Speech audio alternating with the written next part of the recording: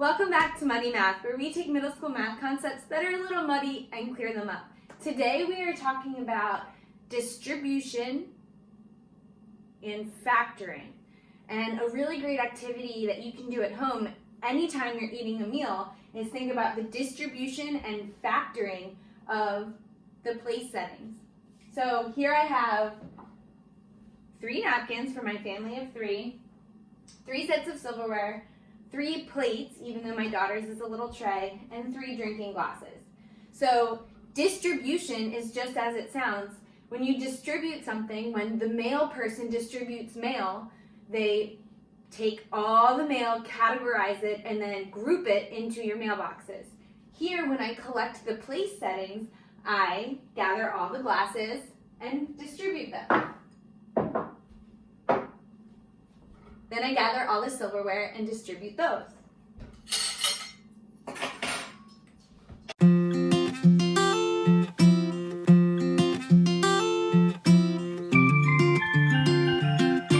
I've just distributed all of the place settings to 3 different seats at the table. So what does that tell us about distributing in mathematics with numeric expressions or algebraic expressions? Okay, so when you're distributing in math, if I were to distribute these plates like I did in math, I would be sending a plate to every term in an expression that's in a group. So the factor is outside of the parentheses, and then you give the factor to each object in the group. So if instead of a plate, I had maybe the factor 2, and I was multiplying it to a group of 3 terms, which is like 3 seats here. Okay, so if I had in the group 1 plus 2 plus 3, then I would distribute the 2 to the 1, to the 2, to the 3. So I would get 2 times 1, 2 times 2, 2 times 3. And when you distribute in mathematics, you use multiplication when you attach the factor outside of the group to a term inside of the group. So terms are considered to be anything connected with addition. So if I have 3 terms inside of a group and then I multiply each of those by 2, I still have 3 terms, but now I don't have the factor out front and each term inside has been doubled.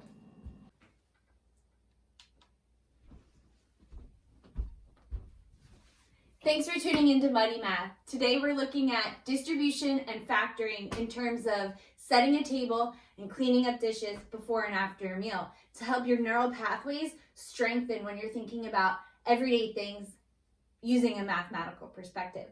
Here we have 2 equivalent algebraic expressions. 3 times the quantity of P plus N plus S plus G.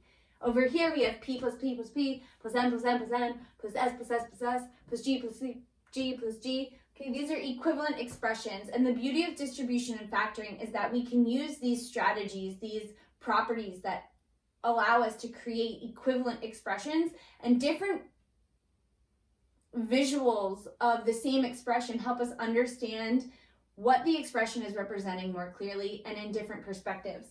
So we don't often put a mathematical dot to represent the fact that distributing a factor means multiplication. That's assumed because the less we crowd our notes, the better. But I do recognize that as someone who's learning this, you like having that multiplication dot to remind you that it's multiplication. So don't be afraid to throw that in there. When we distribute, we distribute when there's a group of items, oftentimes represented in parentheses, but they don't always have to be. What other types of groups can you think of? How can you group numbers? Using a fraction mark? Brackets? How else? In the exponent of a power? Let's comment below if you know of any other ways you can group terms without using parentheses. Moving on. Let's distribute the 3 to every term inside the parentheses. Terms are separated by addition. Think about the word term with a big plus sign in the front. Terms are separated by addition. Anything separated by addition. Remember, if it's separated by subtraction, that is addition, it's just adding the opposite. So make sure if there's subtraction in your expression, you rewrite it as an addition expression by adding the opposite. Subtraction is the same as adding the opposite. So when we distribute the 3 to each of the variables or terms inside the parentheses, we get 3 times p plus 3 times n plus 3 times s plus 3 times g. Now again, that mathematical dot, it kind of crowds our notation. So I'm going to rewrite this with the factor. Instead of looking at it as a factor, when we write it without multiplication, it stays the same. It's still a factor, but we think of it more as this word called coefficient. So here we have distributing the 3 to the group. Now this expression is in simplest form. There are no more parentheses and no more like terms. We can't add 3p to 3n. I can't take plates and napkins. If I take a plate and a napkin, it doesn't become a nap plate, okay? It's still just 3 plates and 3 napkins, so we can't combine them. They have the same power of their variables. Both their variables are raised to the power of 1. However, they don't have the same base. The variable is different, so they are not alike. Side note, 3p plus 3p squared, they are also not like terms. So this is also in simplest form.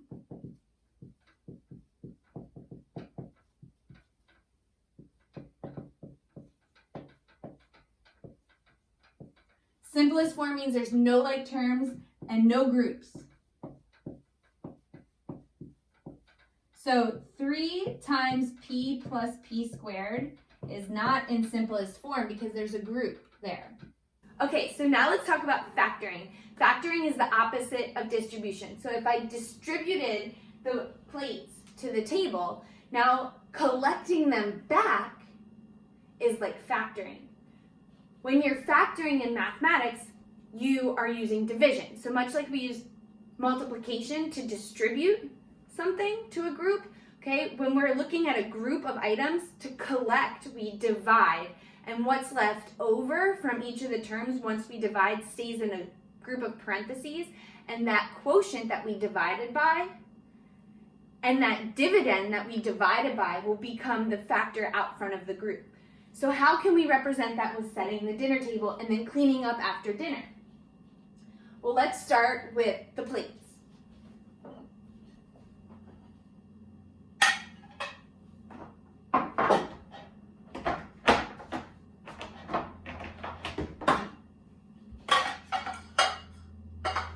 I have now collected the plates. The plates are collected, and that means in math we factored. So we're not really dividing on the place setting, but it's the idea of saying, what is something that all 3 seats at the table have? They all have plates. Let's collect them, put them in a pile out front, so by the sink ideally, and then what's left over, still a glass, silverware, and a napkin in each.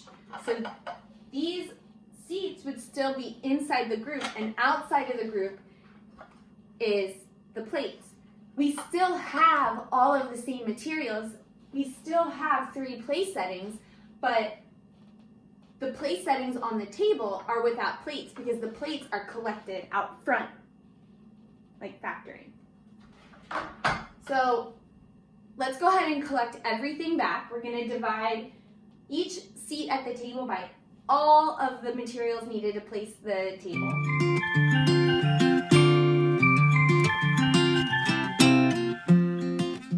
The idea here is that after every meal you clean up the place setting to clean it. And when you go to clean it, whether you're putting it in the dishwasher or hand washing it, the question is, do you do all the plates first and then the silverware? Do you then throw the napkins away? Or are you just quickly scrambling to get it all? Okay, now let's talk about factoring. If I'm factoring, I need to collect all the dishes after a meal. So when I'm factoring first, let me simplify this further by rewriting the repeated addition as a variable with the coefficient. How many p's do I have? I have 3p.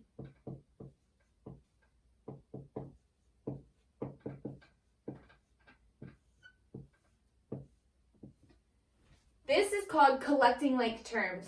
All of these variables have this invisible 1 in front with a power of 1. Again, we don't crowd our notation with 1s and 0s and multiplication dots. So we assume that this is 1p to the first power. How many of those do I have? I have 3 of them. So combining these terms, p, I get 3p. Now, we haven't factored yet. We've just combined like terms. To factor, what you have to do is recognize something you can divide out of everything. And when we factor, we don't often use that division symbol. Fraction bars are also division symbols, so if it helps you, you can write, okay, that we're going to divide each of these by 3. In order to not change the value of the expression, we have to remember that if we're dividing everything by 3 inside of the group, or each term by 3, then we need to put that 3 somewhere else. Otherwise, the expression is a third of the value it was before. So by dividing everything by 3, we change the value by a third of what it was. It is now 2/3 less than what it started. It is a third of what it was. And we don't want that. We want it to be equivalent. So in order to correct what we just did, we divided everything into a third of itself. We need to multiply by 3 out front so that it stays equivalent to the original expression. So we have the 3 out front of a group where we're dividing everything by 3.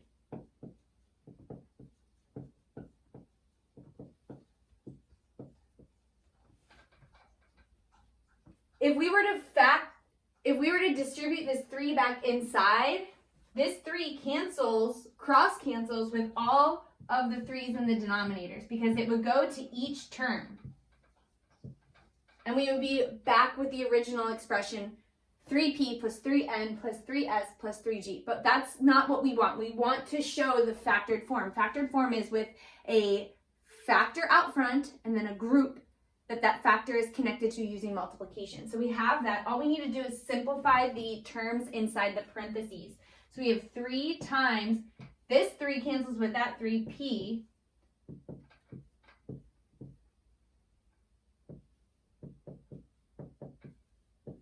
Okay, and now we have the factored form. We collected all the dishes into piles, and now we have 1 pile of plates, 1 pile of napkins, 1 pile of silverware, and 1 pile of glasses, and 3 in each pile. So while you're home remote learning, we're not asking you to be masters of material you've never seen before. We're asking you to go deeper and take on different perspectives for some things that you've already seen in the classroom this year or in previous years.